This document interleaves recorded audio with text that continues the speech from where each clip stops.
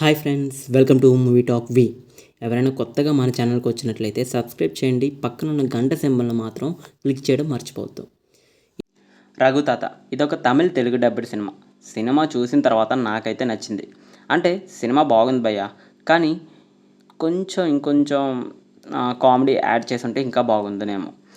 అయితే starring by Keerthy Suresh, అలాగే MS Shankar, Devadarshini, అలాగే Ravindra Vijay, director by Suman Kumar.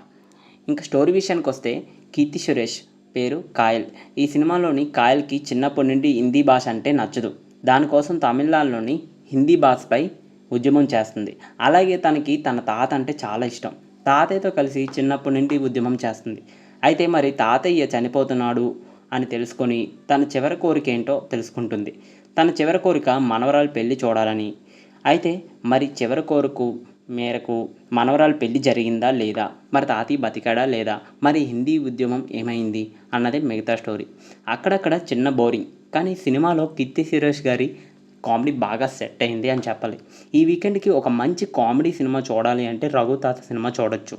Cinema మొత్తం కామెడీగానే నడుస్తుంది, ఎక్కడ చాలా సీరియస్గా ఉండదు. ఇంకా మ్యూజిక్ కూడా బాగానే ఉంటుంది.